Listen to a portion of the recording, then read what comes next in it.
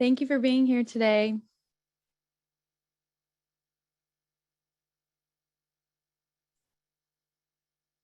Hello, thank you for being here today.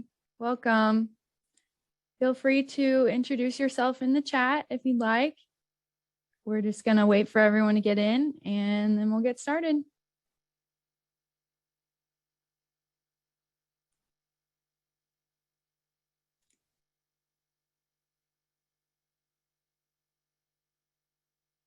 Thanks for being here, Vera. Hi, everyone. Welcome.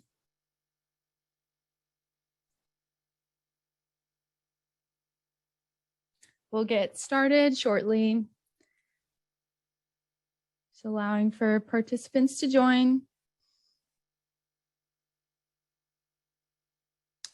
My name is Shelby and I'm the event coordinator here at Voice. I'll be moderating today and thank you all for being here.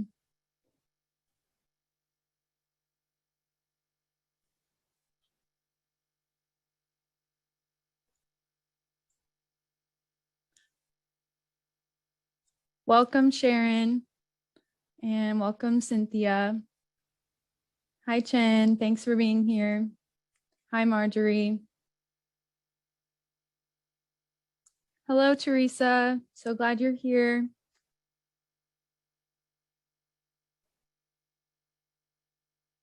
Thank you for being here, guys. We'll get started in just a few minutes.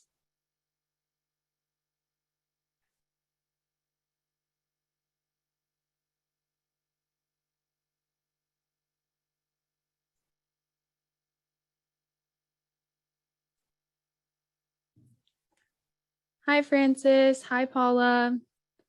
Hi, Elizabeth. Thank you guys for joining us today. Hi, Rick.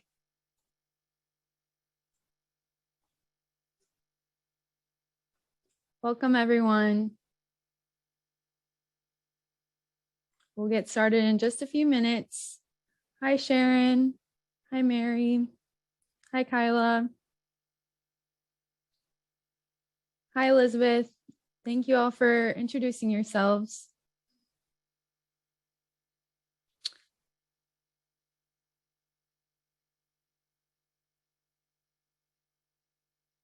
Thank you for being here, Donna.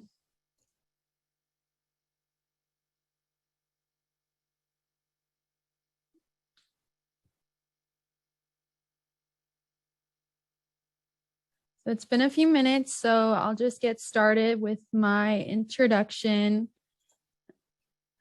So today I'm your moderator. I'm Shelby, and I have been at Voice as the event coordinator for just over 1 month. I'm really passionate about serving others and very excited to be here.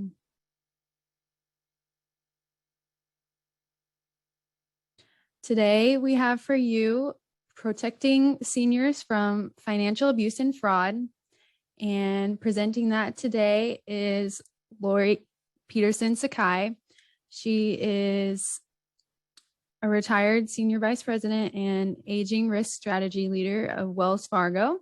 She is one of our lovely Voice executive board members.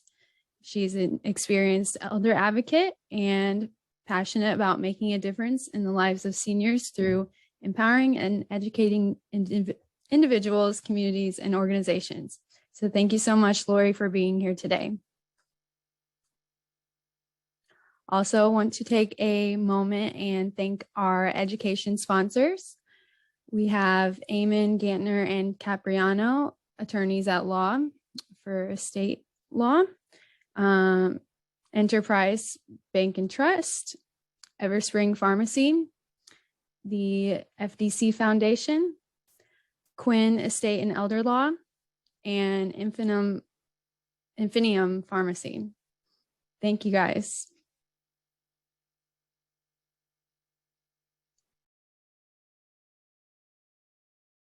My name is Lauree Peterson-Sakai, and I just want to say thank you, everybody, for joining and for just part of what's so important about this topic is the topic that really it would be something that all of us would rather not to have to talk about, right? It's really, it upsets me to even say that we have to say that there's a need for this. Protecting seniors from financial abuse and fraud would be something that we would hope we live in a world that this isn't needed, but it is. And so we're going to go through some stuff today. You know, I'm really a passionate speaker, so it's always interesting when I'm on Zoom because I talk with my hands a lot and I move around a lot. So part of what I'm hoping through this is that if you have questions, we can save them to the end, because I think part of it is to understand that this isn't just a presentation to learn about frauds and scams and that. Really what I want to get at is the whole of what's happening and what we can do to prevent it and help not only our loved ones that are older, but ourselves and how to prevent it. Because if all we're talking about is the after effects, then we're not doing our part to prevent it. Okay, so part of what we're going to do today is kind of just in this hour is talk about a lot of different aspects of it. So we can go to the next slide. So the quote here is something that I really believe in, because I think that it is something for me that really talks about just our journey in life. And it's not just when we're older, but as we go through. So I'm going to read this to you. We don't accomplish anything in this world alone, and whatever happens is the result of the whole tapestry of one's life and all the weavings of individual threads from one to another that create something. And when we talk about aging, when we talk about something that is not a pretty thing, right? It's really a complex, and it really, in me, it makes me angry that we even have to talk about abuse in any of the many different forms.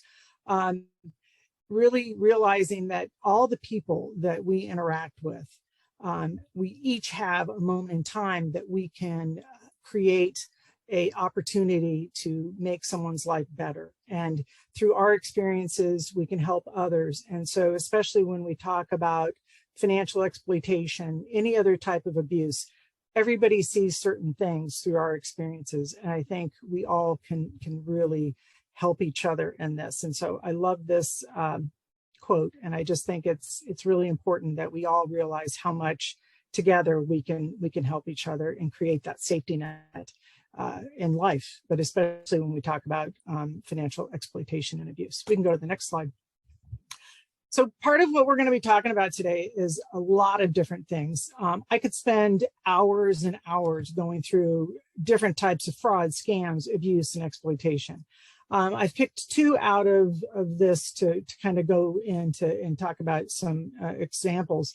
But when we talk about, you know, all these different types of things, hopefully many of you are getting alerts on your phones. Hopefully you're reading those articles, whether it's with AARP or with your newspapers or with your online subscriptions, or when you're listening to your news, they usually have a little fraud alert, or when you're going to the senior center, they talk about a lot of different things. Just keep your ears open, because part of what we need to do is always be on a learning path.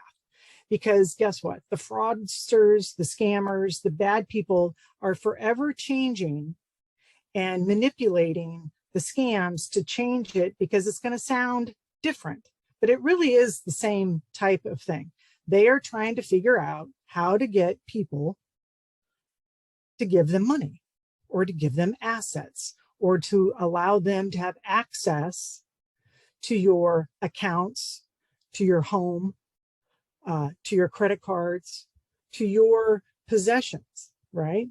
So part of what, when we talk about these things, there's always buckets. There's always buckets. And what you need to do is, how is someone that has ill intent, whether you know them or whether you do not, how do they come into your life and misuse and abuse what's yours and get into that space, whether it's through technology, over the phone, with your help.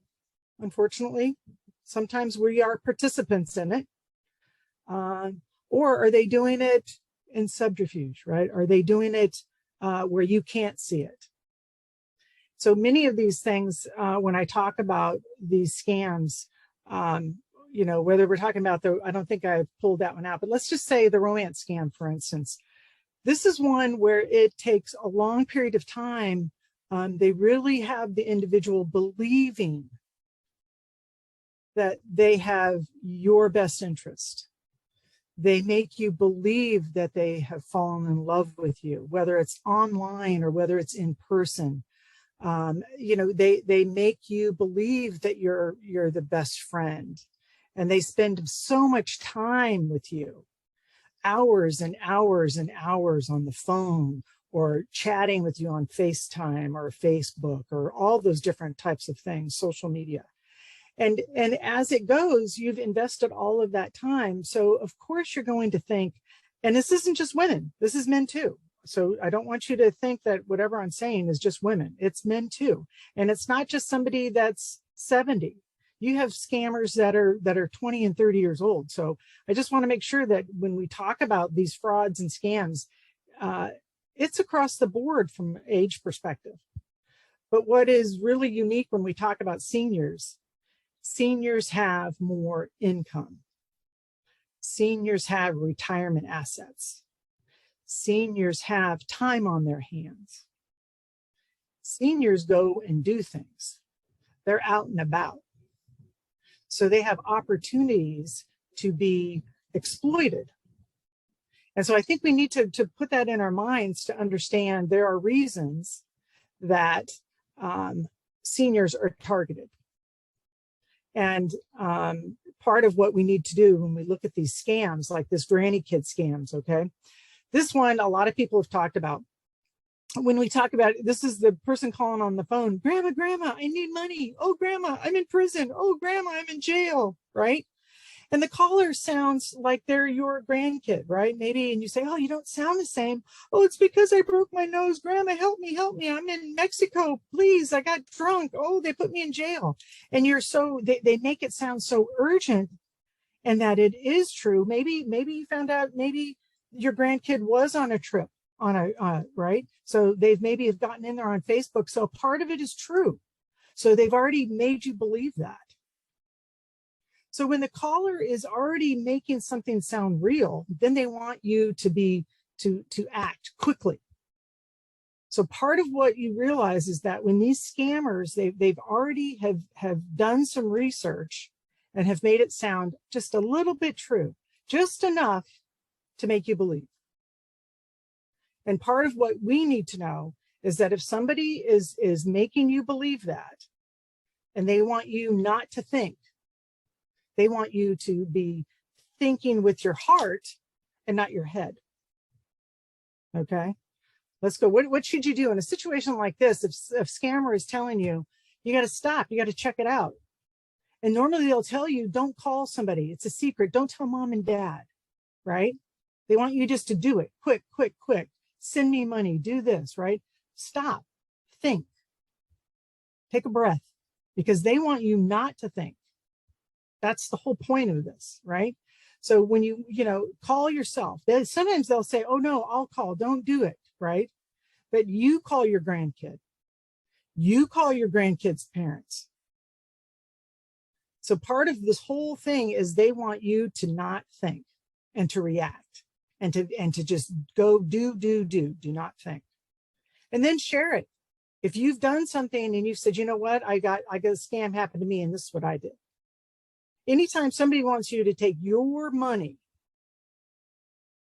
and give it away, you need to think about it and talk to somebody else. Because believe me, if he's in jail, a minute, 2 minutes, 5 minutes, confirming it is going to save you. We'll go to the next one. So the next scam, this is the tech support scam, and a lot of people, this is where someone will say they've hacked into your computer, or you've clicked that website when you're online, and they'll say they're the technician, and they're from let's say they say Microsoft, and they're a provider, and they said there's a virus on your computer, and they'll ask you to remote into your computer. Once they're in your computer, They're there. They can start doing all kinds of things because you have allowed them into your computer. But part of what the whole thing is when you have allowed them into your computer, then they have access to all of your checking, your savings, and they can get a lot of your different types of things that you have on your computer now, your Facebook, your social media pages, all different types of things. So part of what we need to do is to say, if you have an issue with your computer, you need to be the one to go to your provider. They are not coming into you. You need to reach out to who your technology support person is, not click on to that site. Okay, really important, because part of what the issues with tech support is that people are too busy, and I'm going to tell you, I'm one of those people. I am not patient. And so we want things to be quick. And when it comes to tech, we need to just slow down and to be very patient when we're looking at what the next thing is. Okay, we need to make sure that we're on those sites. And part of what, when we talk about these things, not realizing how quickly it can go bad from worse. And then they're asking you to then pay to actually get things fixed straight from that position. So let's go to the next of what you need to do. So when we talk about, when they're telling you that you need to hang up, you need to not give them your access codes. You need not to give them control over your computer. Okay, it's really important that when you're doing these things, realizing how important it is for you to keep a hold of all of your accesses and your personal information, any of your passcodes, your user IDs, any of that information. When it talks about your technology, it is so easily misused. And whether you're having it written down on a piece of paper so that if somebody comes in, whether it's house cleaning, whether it's somebody that's coming to do repair work for your house, make sure that they're not out in the open, right? You got to make sure that things are not easily accessible. So just make sure that when you're on the phone, whether it's a credit cards or anything like that, you keep things safe. And if they're calling you on the phone or if they're on the website, hang up. You don't need to interact. And once again, tell people that these things are happening to you so that they understand what's been going on and that you didn't fall for it. We'll go to the next one. So, what are the 5 signs of a scam? Scammers pretend to be from an organization that is familiar to you, whether they're saying they're from Microsoft, whether they're saying they're from Amazon. They're always going to try to make whatever organization is someone you know. They're going to really make it sound like, but if they're calling you or if they're sending you information, realize you should be the originator. If there's some issue, you should be the one that has reached out to them. Rarely would it be anybody coming to you in these situations. Scammers say that there's a very serious problem, or you're going to win a big prize, or that there's cash just for you. I mean, seriously, that is rare that something like that's going to happen that you have not already known about in some form or fashion, correct? I mean, who wins the lottery without playing the lottery, right? Scammers pressure you to act immediately because they want you not to think. They want you to act on emotion. And it's one of those things, when it's urgent and you're not thinking, you don't think. You're just acting on emotion, and you just do things out of just panic, not out of thoughtfulness. So anytime one of these emotional things happen, you just need to take a breath, and you need to ask somebody that you trust and tell them what's happening. Scammers tell you to pay in a certain way, like they ask you to pay by a gift card. How many, when you step back and you think, why would they ask you to pay with a gift card? That's very, very odd. But in the heat of the moment, you're just trying to solve it. So you're not thinking about that. But after you step back, it doesn't make sense, right? And scammers always make it sound like it's too good to be true, like, that this is your lucky day. And sure, we can, there can be lucky days, but in that moment, just realize that it really is too good to be true. We'll go to the next one. So, what can you do to avoid these scams, right?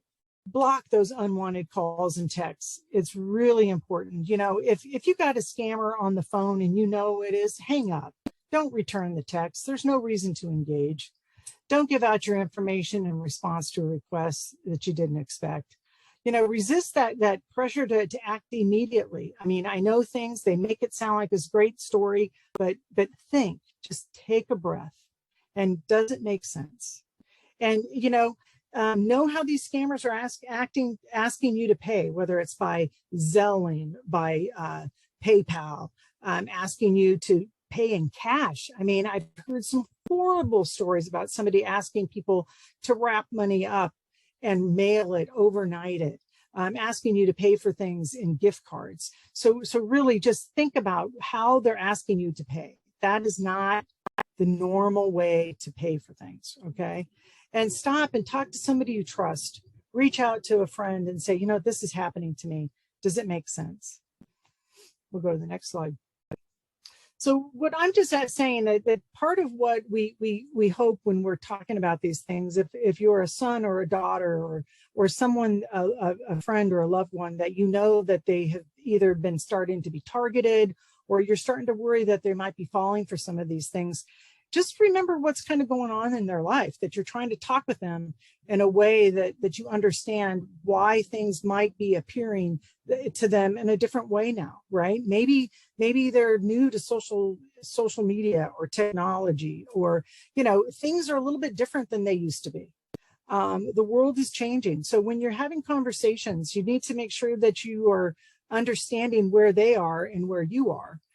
People have different understandings. People have different education levels, understanding of different ways of communicating.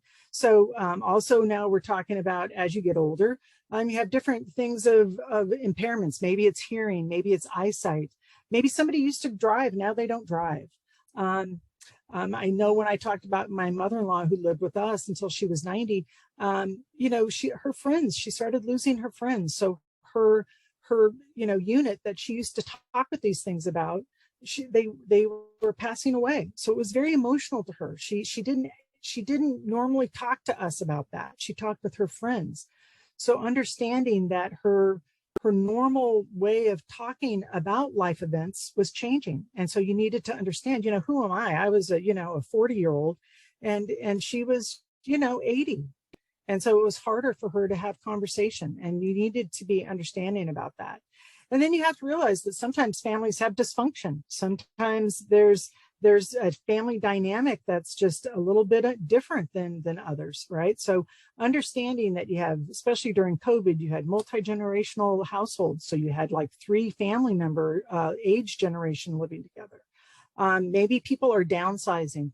Maybe people are now moving into different living arrangements. And so just be aware when we talk about all these things, that when you see somebody starting to maybe fall for a little things, we need to be, when we talk to people about touchy things, and this is touchy, okay, flip it. Realize that you're coming at it because you are really concerned, but realize for them, they might not be. To them, it might be that their caregiver is just asking for a loan. It could be that their grandson is just wanting to move into a basement. It could be that their older son is just wanting a loan. There's all different kinds of things. And I've seen in my 40 years in the financial industry, each person is unique. Each person's family life is unique. So it may sound different to you, but you need to flip it and understand where they're coming from in order to have a conversation of understanding. And I think technology, social media, all of that, do not just assume because somebody is of set age that they don't understand what it is that they're interacting with or what it is that they're doing. Assumptions do not fall in this. You need to really sit and listen. We'll go to the next page. And so when I talk about these things, it's really more to understand that all of this combined is protection, right? We need to be an active listener because they're telling us stuff and we're helping them, and to be an active listener because many times when we're talking about, especially with frauds and scams, when we're talking with seniors, especially when they get stuck in these, especially the romance ones, that will tell you, they tell you that they're lonely, that this person, it was spending time with them, and no, they know this person cannot be a scammer, because they care. They're calling them every day. You know, you hear their stories, but you have to understand the other side of it. So it's really important. And that's why when I give this verbal hints and tips, when you're having that conversation, you need to hear what they're telling you, because they're explaining to you why they fell for it, why they will continue falling for these things if we're not understanding what it is that made them fall for it. Okay. So this is just a couple of things, you know, provide choices when you're trying to say, could we do this? Could we do that? Stay on topic. Allow them time to reminisce and talk about things, because when you're trying to get to the core of things, you need to let them express. Okay. Recap conversations. If you're going to do something, keep like little reminders on their calendars. Part of what you're trying to do is create that ability for them to share this information, so that when a bad situation happens, a scammer calls, something's happening, whether it's a repair guy or maybe it's a grandkid calling, that they'll call you on the phone. If you're their friend or granddaughter or whoever, that they're going to call you, right? You want to create that bridge to say, something doesn't seem right. And you can say, tell me about it. Okay. Don't rush them. Be patient. I know it's hard. I know we all got lots of stuff going on. Me a little bit less than some people, because now that I'm retired, but I know what it's like, right? I know what it's like. I had my mother-in-law live with us. My mom lived with us. I know life is busy, but when a senior's reaching out, or when you're out there, just realize, and it's not just seniors, it could be your mom or dad that are 60. Just realize that something's happening, and sometimes you got to be quiet to allow them that space to share it with you. Okay, let's go to the next slide. So when we talk about, I just saw Paula King. Hey, Paula. Oh my gosh, Paula King. I haven't seen her in ages. Hello, Paula. So when we talk about abusers, you know, who are the abusers? You know, is it a family member, caregiver, con artist, strangers? It's all of these people, right? Unfortunately, the studies that are out there, and there's very few studies, I'll tell you that, the money is not behind this, but it does show that it's people that know you are the oh, how do I say this nicely? The people that know the individuals and their weaknesses are the individuals that get scammed for the larger dollar amounts. Okay, so when we talk about family members, caregivers, sweethearts, those are ones that they can get scammed for the larger dollar amounts.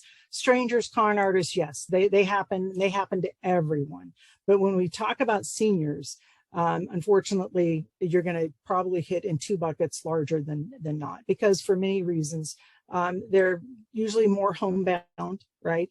And they're the ones that have those pockets of money that people are looking at, right? So just realize the numbers really do show family members, caregivers, or somebody that has some special interest into that. So when we talk about abuse, just unfortunately, that is the elephant in the room, unfortunately, in that space. We'll go to the next slide. So, you know, one of the things that we know from the reports is that seniors are not reporting. So they're sitting there silently being victimized. And we have to say, why are you not telling people? Why are you not raising your hand? Why are you not calling to say, oh my gosh, look what's happens to me, right? And if you think back, right, why aren't they? Well, let's look at how we treat someone when they are victimized and when they are scammed, right? Do we blame them, right? Do we say you should have known? So this is where we need to flip that, right? It could be they're in denial. There's no way that my son took money from me or my caregiver. Maybe it's something that somebody said to them, if you tell, you know, we're going to do this, we're going to do that. Maybe they're embarrassed. I really thought this person loved me. There was this horrible case that we did where this person said, they told me that if I told anybody, they wouldn't come and feed me every day.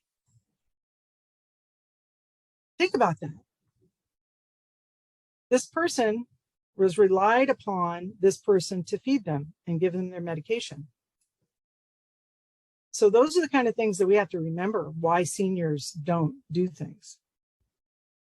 We're not there 100% of the time to hear the stories of what it is that they're feeling or that they believe is going to happen. Sometimes it's perceived of what could happen if they tell. So that's why it's so important to have those conversations. So you're opening that doorway to allow that conversation so that if something were to happen, we are there to help support. Okay, so we'll go next slide. So when we talk about those social behaviors, what is it that we're seeing? I know you guys have another one in December 1st, which I'm going to highly, recommend everybody go to.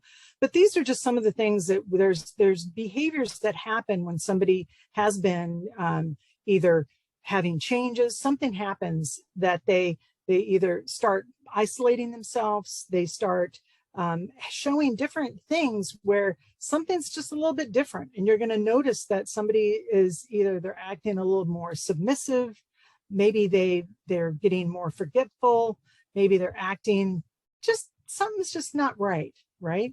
That's the kind of thing when you're talking about social behaviors, because part of what you need to observe, and I call them like, these little dots, people are showing you who they are and what's happening. And we need to just say, you know what, that behavior is a little bit different. What is that? And be curious and care, because the red flags do help us understand when something's going on. And sometimes you can overhear somebody saying something or notice that somebody's being pinched.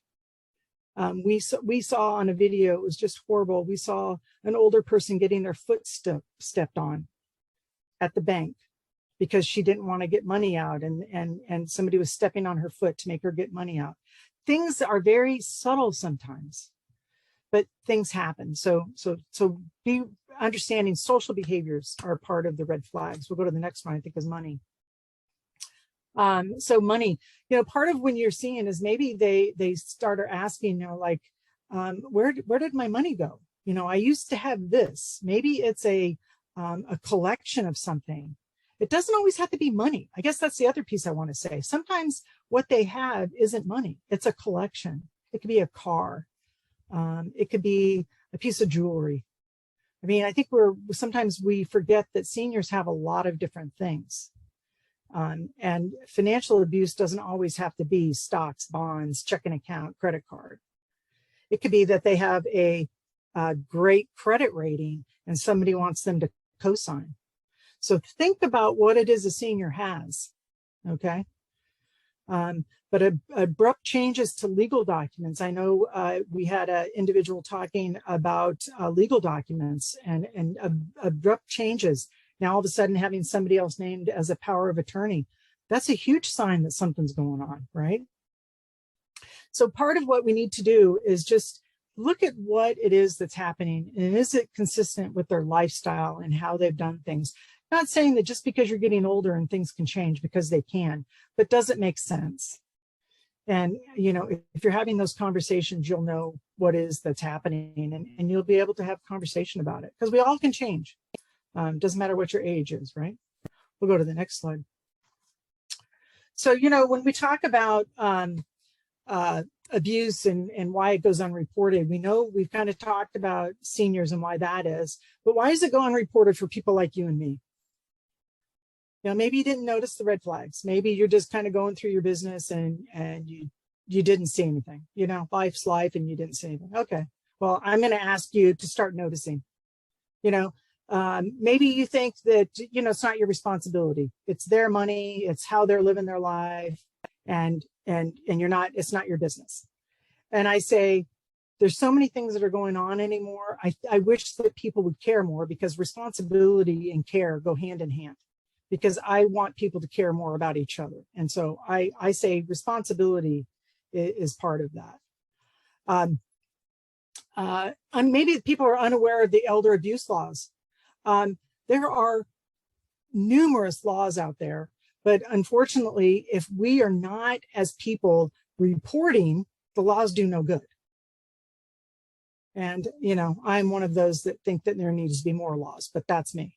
Maybe we're not sure who to contact. I have reference pages, and thank you, Paula, for talking about some of the other resources that are out there. I personally think that people do not step into this because it can be a hot mess. And I am the first one to tell you it is hard to rock a boat, but anybody that knows me knows that I will rock a boat because I believe it is what we need to do for each other.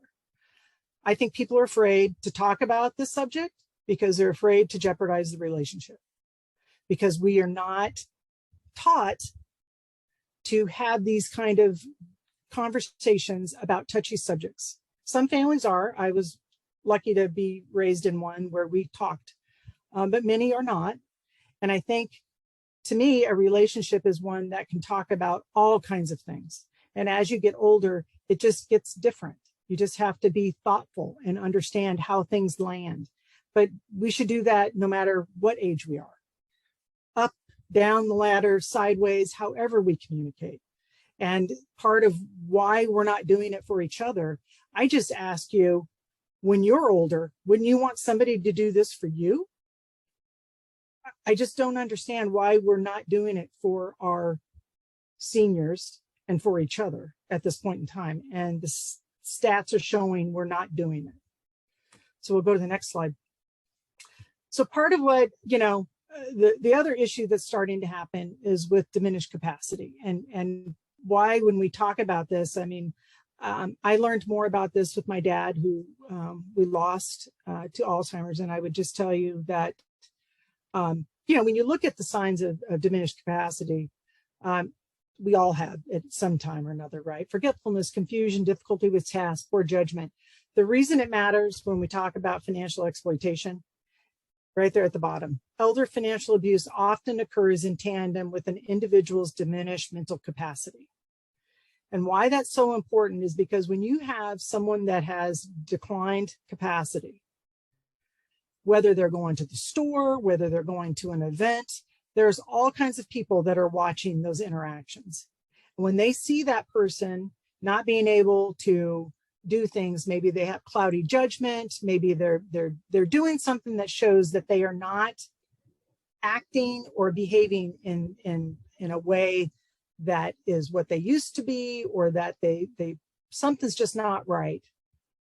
Other people see it. And not all of those people that see that have the best intention. So that is why I'm saying it is important that when you see something like this, that you don't just put it aside. I was the person that was in denial that my dad, yes, math skills, wonderful, Cynthia, yes, math skills are one of the first things to go. And one of the things that I would tell you, I was the one that was in denial that my dad had anything wrong with him, making excuses. And my mom was just as bad but my older sister knew something was up. And it took her a long time to convince me. But I would just say that part of what it took, you know, I think the most recent study with Alzheimer's, I think it's 5 years before somebody is diagnosed with Alzheimer's. They say that there were signs. So not that I'm saying that anybody that's on this should be diagnosing somebody. That's not what I'm talking about. I'm just saying that when somebody is showing you that something's wrong, once again, why are we not saying something's wrong, right? We're afraid. Now, this is about diminished capacity. Let's go to the next slide. We're so afraid of thinking it's Alzheimer's that we're not looking at all these other issues that's not dementia, medication reaction, not taking their meds right, not taking them at all, right? Health issues, poor nutrition, maybe have an infection. My mother-in-law, when she would have a UTI, she would act a little crazy, no joke, right? If somebody would have just met her first time, they would have thought that she had, you know, Alzheimer's or something. But she was how she would behave when she had her UTI. Depression, self-neglect, lack of sleep. So by us not recognizing these other signs because we're thinking, oh, the person's senile, all the old things, right? Oh, we're not going to talk about Alzheimer's, whatever the denial is. We have missed the opportunities of these other issues that might be treatable, and they're opening themselves up for these other things. So I just say to you, from a daughter who unfortunately did not act in a timely manner with my dad, realize you have opportunities to do things sooner rather than later. And it's always better to do things sooner than later. We'll go to the next slide. So, when we're talking, and I know I preach, it seems like I'm preaching, I'm flipping the tables now. I want to say, what about you? What are you doing about things that are, we talk about when things go sideways, and we're talking about them and how we're helping each other and that. But what about if something were to happen to you? I don't know how old all of you are. I know I'm 60. Are you having family meetings so that, whether it's you and your siblings talking about your parents, grandparents, what if something were to happen to you and you're in a car accident and you're not able to make decisions? Do you have that health directive, that power of attorney, emergency contact? So at the bank or if somebody, wherever, do they know who to call? I think part of what we give seniors a bad name because we're saying, oh, they didn't do all their stuff and stuff's not in order. But I just want to flip the table and say, do you have it? Things happen to people no matter what age you are. And if we're talking about these things about others, we need to look at ourselves, because these are harder to do and to talk about than you know. So I think oh, good, Cynthia, for redoing it. Yes, it's wonderful. And I think part of when you do it for yourself, you're going to understand that it is difficult to kind of break those things down, and you understand why people delay, because they think they're healthy and it's not going to happen, So part of what I just asked people is to look at your life and to start thinking about how and when to do these things. Do you have a contingency plan? What is it that we need to do to set these things up to have these better conversations sooner rather than later? I mean, I had 3 examples. My mother-in-law, who had everything in order. I think the other thing, my dad had nothing in order. He was diagnosed with Alzheimer's and had nothing in order. And then my mom, before she passed away, thank goodness, we got all of her stuff in order. So I had 3 examples. And let me tell you, it didn't take after one. My husband and I had everything done, because what was so great about everything is that when my mother-in-law passed away, it wasn't what we needed to do. It's what she wanted us to do. And it was her documents at 90 that told us that. And I think that's what people don't realize, whether you're declining, whether it's her health power, all these kind of things really speak to how you're helping somebody as they age, and whether it is a scam, whether it is a health issue. Part of all of that is, how are you protecting them? And you need to talk with them and be part of that with them. And documents is one of those things. So that's, okay, I'll get off my soapbox on how you protect that. We'll go to the next slide. We'll get to the next one. So what I'm asking you guys is to be an advocate, protect yourself and your loved ones, learn about frauds and scams. And many of you guys had some great things there in the chat box. Stay engaged with family, friends, and community. And you guys, all of you, I'm kind of preaching to the choir here, because you guys are all learning right now through this. Report. We need to know the numbers, and we're never going to know the true numbers unless people report what it is that's been happening. Make a difference, make that call. If you see something, say something, do something. And I always say, keep your eyes and ears and your heart open, because, at some point, all of us are going to get older, hopefully, and we're going to need each other to lean on, to help each other. And that's what it's going to take. It's going to take each one of us to do our part to make a difference, and do not be silent, and advocate for each other and yourselves. And I think with the next slide, I think might be there it is. So I just always like to end with this. This is my family, because each one of us have our own snapshots of life, right?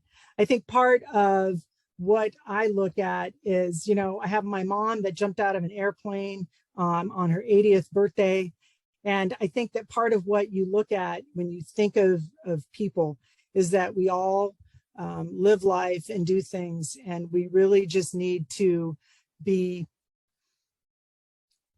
active and advocate and be there for each other and learn, because there are so many different ways that the scammers are trying to be get into our lives, whether it's my dad buying a horse when he shouldn't have, right? Whether it's my beautiful best friend and her nephew that has autism. Each family has something that if a bad person with intent wants to exploit, they're going to. And so all of us need to get together and be part of the solution. So with that, Shelby, I think we can ask questions, or maybe the next one is resources. There we go.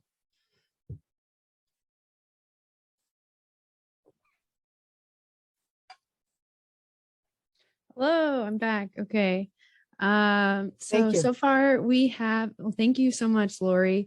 This is really important information for everyone to have, and we really appreciate you being here and telling us all about it. So far we have 2 questions from the Q&A. Please continue to send in your questions by that or the chat, and we'll try to get to them. But the first question I have is, with individuals living longer, some may outlive their power of attorney / trusted partner. Any recommendation for who they should seek support from if they no longer have a personal connection, someone who they can trust to attend to their finances? Yeah, that's a good question. And I think part of what we also, like myself, is that we have, my husband and I have no children. So you try to figure out who it is in that line, if that you can trust. So there are professional third-party administrators. There are also different people that you can pay, right? But I would just always recommend, kind of building that safety net. So if it's not your own family or nephews or nieces, somebody that you learn, the daily money manager Cynthia's talking about, that's another group that's there. You just want to make sure that whoever it is that you do, that they're certified, that they're vetted. You don't just want to just pick like your neighbor who happens to, be friends with you. That's your biggest thing. Thank you, Lauree. And another question we had is, do you know if there is a limit on duration of a DPOA? I believe that's designated power of attorney. I'm not an attorney, but I would tell you, I do not believe there is a time limit on that. I think unless you put it on there yourself, but I would need, someone like Brian Quinn or an attorney to, and it might be by state. I would reach out to an attorney on that. And really, anybody with legal documents, it's really something that you should get refreshed yearly. I recommend yearly to have your documents relooked at, just to make sure that it's something that everything's still the way you need it. I don't know if there's an attorney on the line there anywhere. We wish. So if there are any more questions, please send them in. If not, I do have, let's see. Well, we've got some compliments here. Thank you so much, Lauree. And thank you, everybody. On this slide, we just have Lauree's email contact. If anyone had any more questions that they would like to ask her, that is her email right there. And we can go on just to some more information that I would like to plug. Again, thank you to our education sponsors, because their support allows Voice to complete its mission, or to attempt to complete its mission of educating and empowering individuals and their families for quality living along the continuum of long-term care. So if you'd like to learn more about sponsoring Voice in any way, please contact Vera Jones. Oh, it looks like I might have one more question here. So let's just ask this for you, Lauree, real quick. I have, as a long-term care ombudsman, I have a resident who is claiming financial abuse from a family member. I'm having problems discerning if the events are real or simply memory or other issues. Any suggestions or help? Interesting. I probably, and I would imagine you're already doing this, and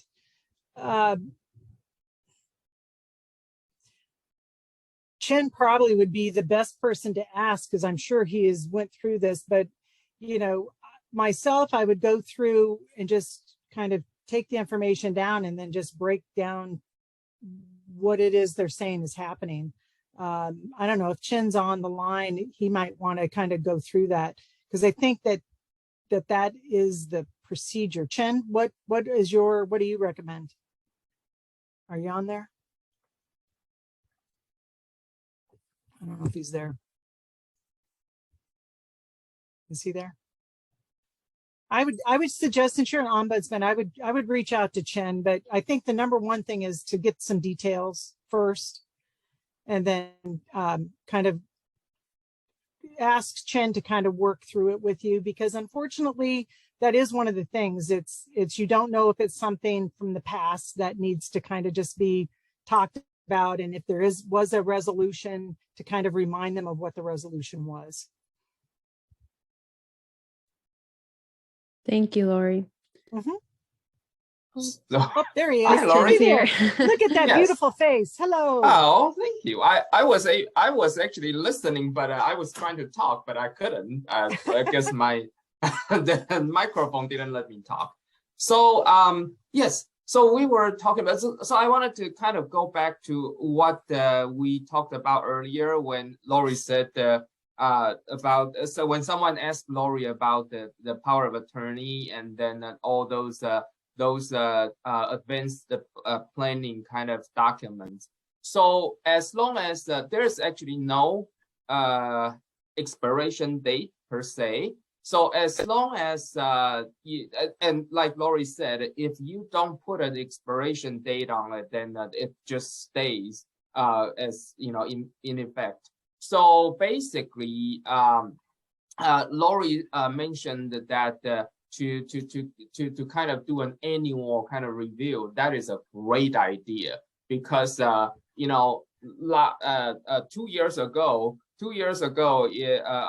I put down Lauree as my power of attorney, but then 2 years later, guess what? Now, Lauree, I have a better friend than you, so I'm gonna put Shelby as my power of attorney, right? So you kind of need to reveal that those documents, as just maybe yearly, maybe once every 2 years, and it doesn't really expire until you make that new document. Then the old one then becomes expires. That's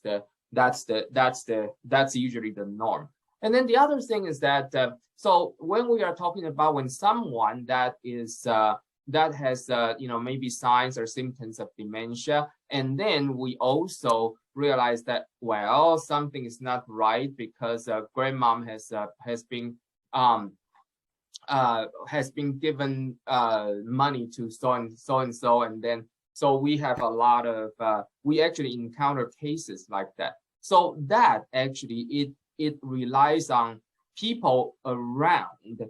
Then Lauree is thinking that, well, Shelby is not, something is not right. Shelby has been giving money to so and whatnot, and then Shelby now looks like she's very forgetful or whatever. Or maybe Lauree and Shelby both noticed that the Chen's been giving money away, and then the Chen cannot remember anything, including his own name, right? So with that, then Shelby and Laurie's job is that you are gonna have to sound the alarm. You're gonna have to say, call the state hotline, which is 1-800-392-0210, and you call that hotline because within the state hotline there is actually a little group of people. That's what we usually call SIU. It's called the Special Investigation Unit. So SIU, their job is to actually investigate the financial abuse, such as this kind of people taking advantage of older adults or adults that have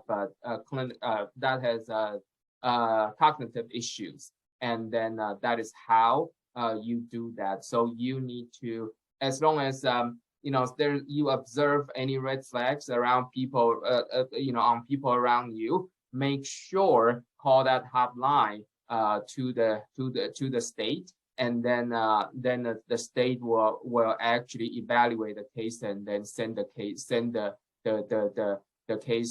designate the case to SIU, and then SIU then will start their investigation. Thank you, Chin. Sure. We have another question. Is sometimes service providers require updated power of attorneys, but if the individual has diminished capacity and can't directly authorize or execute the document, how can you update that? Is that for Lauree or for myself? That would be for Lauree, but okay, yeah, sure. Well, I think that it depends, and Chen, please correct me if I'm wrong on this, depends on what the person has been diagnosed with. I think there's certain levels, and just because somebody has a diminished capacity does not always mean that they are not able to, an attorney has some leeway in that. And I would just always, Chen, maybe you can help me out on that, but there's levels. Yes, different levels. So when someone has a compromised cognitive ability, that doesn't mean that 24/7 they are all compromised. So they have their good days, they have their bad days, they have their maybe in the morning, late morning between 10 and 12 they are good, or between 12 and 2 they in the afternoon they are good. Then so when people still have that kind of cognitive kind of ability, kind of on and off, then the professional, that clinical or medical professionals, they can actually observe that, and those are the times that the older adults or adults who have dementia, they can actually sign the documents, and then people can feel free to challenge that, but that actually could stand in court. Now that said, if someone that actually is just flat out completely full on dementia, there's no way for the person to actually get the documents done while they actually don't have any documents done before they actually got the diagnosis, then that's a problem. So with that, then the maybe friends family, if they don't feel comfortable to do this, then just any of the professionals around them, they can actually reach out to the city or the county public administrator's office. And then it depends on where you live. Basically, every county and along with St. Louis City, they each one little area, they have their own public administrator's office. And then once you reach to the public administrator's office, then they will actually help you with the process of applying to, say, guardianship. And then the state or the county, the city, they are actually going to become the conservator or the not conservator, payee or guardian, so that the financial affairs or other clinical decisions, they have to be taken over by the government entity. Yeah, which you really don't want that to happen that way. Therefore, like Lauree said earlier, every one of us, we need to get those important paperwork done. And it doesn't matter, you are in your 20s or you are in your 80s. You need to get those paperwork done. Yeah. And one thing I would just say, Shelby, that's why it's really important to get these things done sooner rather than later, because there's always, I always keep on thinking that I'm going to do this article, talk to me when I'm fine, not when I'm in deep decline. Because when things are going downhill, it's usually going downhill. And once again, you're in that mode of panic, things are happening. You're not really fully thinking about all those things that could happen. So, and when you're in emotional distress or physical or medical, you could be on medication. There's so many things that are happening at those moments that you're not really at your optimum thinking, and you're in an emotional state. So I would just always recommend that you do things as sooner rather than later. It's hard, but it's such a great relief to have those things done.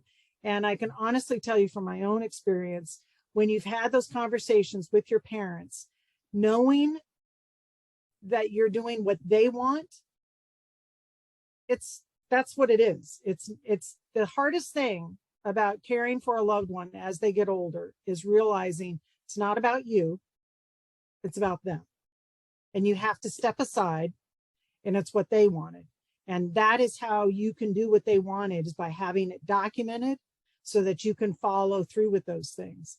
And people can take advantage of people when they are declining and when they're in health.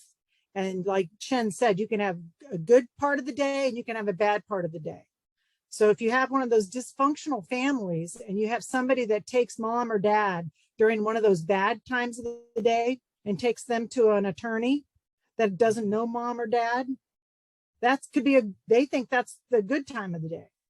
So just, set yourself up for success, set your family up for success, and really, plan a talk.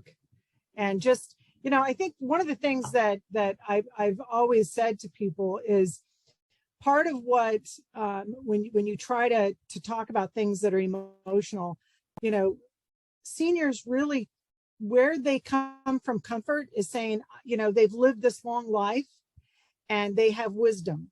So when you talk to them about this, you can flip it and say, you know what? And for me, you can just say, Ron and I were talking about getting our trust done, or we're thinking of doing this or that.